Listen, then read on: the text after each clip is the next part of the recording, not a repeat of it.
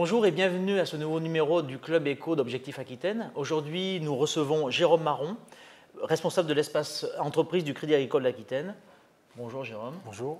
Vous avez remis le prix service, je crois, de ces Women's Awards, la tribune Women's Award Objectif Aquitaine d'ailleurs.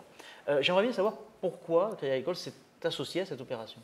Alors, ce partenariat en fait du Crédit Agricole d'Aquitaine avec donc cette remise de prix par Objectif Aquitaine, je dirais qu'il y a trois raisons principales pour cette implication. La première, c'est de dire que le groupe Crédit Agricole est très attaché en fait à la proximité. Proximité du territoire, proximité des clients, mais aussi proximité des décisions. Et je crois que cette cérémonie reflète bien cette caractéristique de proximité, puisqu'on a parlé du territoire aquitain, du sud-ouest en général.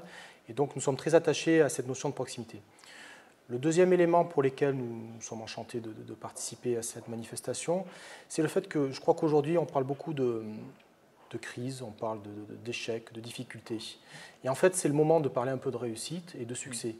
Et c'est vrai que quand moi je rencontre en tant que responsable d'entreprise, des chefs d'entreprise au quotidien, c'est vrai qu'il y a un décalage et on a tendance un petit peu à trop mettre en avant l'échec, alors qu'on a des gens qui innovent, on a des gens qui développent des entreprises, on a des gens qui embauchent et on a des sociétés performantes sur le territoire. Et c'est dommage de ne pas les mettre plus en avant et qu'on reste un petit peu dans un carcan un petit peu morose, un peu à l'image du temps qu'on a en ce moment, quoi. Et ça, c'est vraiment dommage. Oui, c'est bon pour le moral. Et puis, c'est peut-être pas toujours la réalité. Je pense qu'on a tendance un petit peu à être haussier, à la hausse comme à la baisse. Mais là, on est, si vous me permettez, mais là, on est un petit peu, je dirais, un petit peu négatif. Et ce n'est pas forcément le cas au quotidien quand on rencontre les chefs d'entreprise. Et puis, le dernier point, le point qui est primordial, le point le plus important, c'est qu'on met à l'honneur des femmes managers, des femmes entrepreneurs. Et malheureusement, c'est vrai que la couverture médiatique n'est pas toujours ce qu'elle mérite d'être. C'est-à-dire qu'on oublie un petit peu de parler d'elles, et alors qu'on a des femmes managers entrepreneurs, mais je rajouterai de très grande qualité. D'ailleurs, même au Crédit Agricole, on a de très grande qualité, parce que pour votre information, c'est vrai que dans notre comité de direction, par exemple, on a une quasi-parité entre les... J'allais vous poser la question, c'est la parité. Alors, vous l'avez déjà fait? Au niveau du comité de direction, on a une quasi-parité entre hommes et femmes. Donc c'est quelque chose qui évolue rapidement, parce que c'est vrai que le groupe Crédit Agricole a eu un moment où c'était très masculin, on va dire, oui. Et puis ça se féminise à vitesse grand V. Et même aujourd'hui, des jeunes femmes à potentiel pour des parcours de cadre de direction, et on en voit de plus en plus. Et on dira qu'à aujourd'hui, effectivement, le groupe a une volonté à ce qu'il y ait dans les postes de direction une parité entre les hommes et les femmes. Et concrètement, ça se voit dès aujourd'hui sur la Caisse régionale d'Aquitaine, c'est le cas. Et même ceux qui postulent à ces postes-là, on voit que de plus en plus, effectivement, on arrive à un équilibrage entre hommes et femmes. C'est une réalité, oui. C'est une réalité. Ça correspond donc à une politique, je veux dire, de Crédit Agricole aujourd'hui. Tout à fait. Et non, pas seulement sur des postes subalternes, mais maintenant aussi sur des postes de cadre de direction, de comité de direction. Donc, oui, ce qui était un peu le parent pauvre. À tous les niveaux, exactement. C'est-à-dire qu'il est vrai que les femmes, on avait beaucoup de femmes, je dirais, sur les agences, sur des fonctions support. Mais maintenant, elles ont également la capacité et on favorise, on encourage cette diversité pour acquérir des postes de responsabilité. Vous êtes responsable de l'espace entreprise de Crédit Agricole. J'aimerais bien qu'on fasse un petit focus sur cet espace entreprise. C'est combien d'agents, c'est combien de personnel?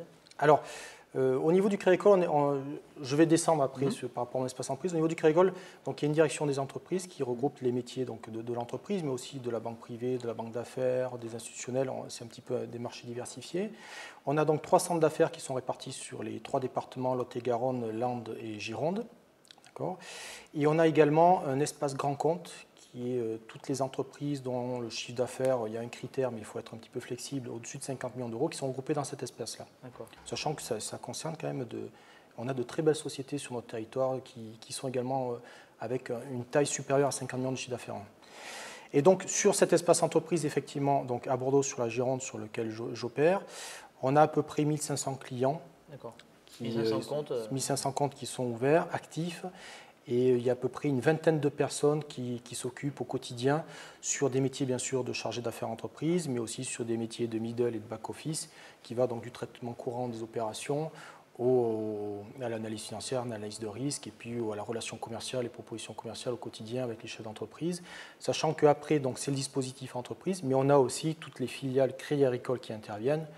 je ne vais pas les citer toutes, mais le leasing, le facturage, la banque d'affaires, la banque privée, enfin, tout un tas d'outils à nos dispositions qui fait que si l'entreprise, quel que soit son besoin, on a dans le groupe Crédit Agricole la possibilité d'y répondre. Voilà. C'est ça. Et le chargé d'affaires est le pivot de cette relation et réoriente en fonction des besoins de l'entreprise. Bon, Jérôme Marron, je n'ai pas tous les jours un banquier sur mon plateau. Alors vous voyez venir, on entend, c'est répété à l'envi, notamment certains chefs d'entreprise le disent, que les banques ne prêtent plus.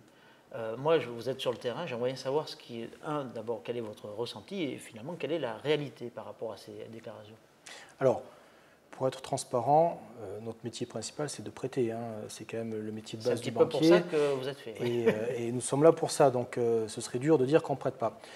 À titre personnel, et là donc, je parlerai pour le marché entreprise en général, il faut savoir que pour cette année 2013, on n'a pas eu de contraintes particulières en matière de restriction de crédit. Au contraire, même, nous sommes en croissance et qu'on n'a pas de directive précise en nous disant non, maintenant, n'accompagnons plus nos clients. Au contraire, il faut savoir que le Crédit Agricole Aquitaine, et comme j'ai parlé de proximité en début d'interview, est très proche de ses clients. Et aujourd'hui, notamment dans cette période un petit peu délicate, on ne peut pas ne pas se permettre de ne pas accompagner nos clients. Donc, en termes de crédit, effectivement, nous, on n'a pas de contraintes. Et au contraire, même, nous sommes en croissance sur cette activité-là.